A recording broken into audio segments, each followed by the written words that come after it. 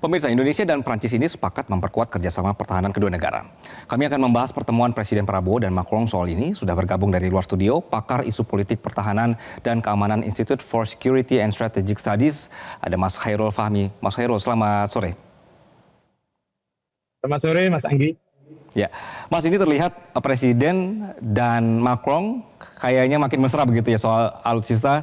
Kita juga taken MOU-nya untuk melanjutkan. Bahkan Presiden ini juga mengajak Macron ini ke Magelang. Menurut Mas, apakah memang kerjasama pertahanan dengan Prancis ini lebih fleksibel dibandingkan dengan negara-negara Barat lain ya, Mas? Iya betul ya. Ini kan pertama kedua negara ini kan pertama saling membutuhkan ya dalam konteks regional maupun global yang makin kompleks. Indonesia butuh mitra teknologi pertahanan yang kredibel tapi tidak hegemonik, kemudian terbuka untuk kerjasama jangka panjang. Nah, Prancis memenuhi syarat itu ya, dan ya sebaliknya Prancis juga melihat Indonesia ini kan sebagai negara jangkar di Asia Tenggara, relatif stabil, punya populasi besar dan kunci untuk menjaga keseimbangan Indo-Pasifik. Nah, kan yang membedakan kemudian ini kan dengan Prancis ini pendekatannya lebih setara gitu ya. Prancis tidak menawarkan kerjasama berdasarkan tekanan geopolitik, nggak ada syarat strategis yang tersembunyi. Tapi yang dikedepankan kemudian adalah pendekatan diplomatik, industrial, kemudian nilai-nilai kedaulatan, dan itu saya kira memang cocok dan sesuai kebutuhan Indonesia yang menganut prinsip politik luar negeri bebas aktif, kemudian di sisi lain ingin juga memperkuat pertahanan tanpa harus bergantung mutlak pada satu atau dua kekuatan global gitu ya. Oke, yang jadi nggak banyak syarat gitu ya, Mas ya?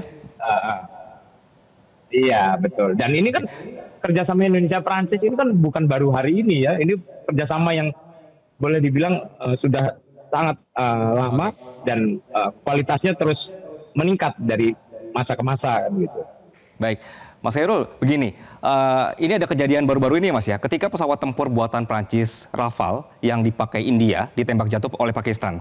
Nah, apakah pemerintah kita perlu khawatir soal kecanggihan Rafale ini, sedangkan permajaan pesawat kita sekarang didominasi oleh Rafale? Iya, saya kira enggak ya. Kalau kita bicara soal peperangan, ini kan aspek yang perlu diperhatikan kan bukan hanya basis alutsistanya ya, artinya ini pesawat Rafale kemudian bertarung dengan pesawat jet tempur lain ya, kalau yang kemudian kebetulan ini produksi Tiongkok kan gitu. Tapi bukan hanya itu, tapi kalau kita bicara terkait konteks pertempuran ya, ada beberapa aspek lain, misalnya soal strategi, soal taktik, terus kemudian momentum, kemudian juga peluang, siapa yang memiliki peluang menyerang lebih besar pada saat itu. Hal-hal ini yang juga menjadi yang harus dilihat ya ketika kemudian pihak lain salah satu pihak keluar menjadi sebagai pemenang dalam pertempuran itu. Jadi berarti kita nggak usah khawatir dengan kemampuan pesawatnya Mas ya, begitu ya? Kita nggak perlu khawatir.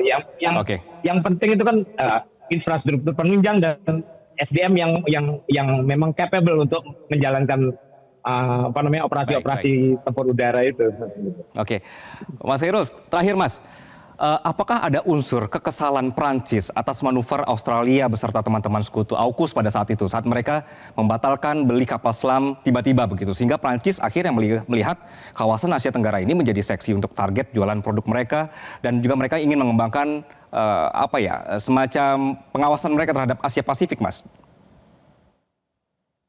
Ya, Prancis memang punya kepentingan secara tradisional, punya kepentingan besar ya terhadap kawasan Indo-Pasifik, dan tentunya mereka juga selalu akan mengamati ya peluang-peluang dan termasuk dengan negara-negara yang bisa diajak kerjasama ya. Kunjungan kali ini kan kelihatan ya, Vietnam itu juga punya riwayat panjang dengan Prancis, Indonesia kemudian punya sejarah kerjasama yang panjang. Ini kan mereka Prancis terus berusaha merawat hubungan baiknya dengan eh, negara-negara yang punya riwayat dengan dirinya di Asia Tenggara ini karena terutama karena kepentingan Prancis di Indo-Pasifik gitu ya. Mereka punya lebih dari 1 juta warga yang beraktivitas di kawasan ini. Terus kemudian ada hampir 10.000 personel militer juga di Baik. kawasan Pasifik yang tentunya Prancis butuh mitra strategis di kawasan ini, dan itulah kemudian Indonesia dilihat sebagai peluang gitu ya untuk Oke. terutama ketika dengan AUKUS mereka tidak bisa ternyata tidak bisa harmonis ya hubungannya gitu. Oke, baik.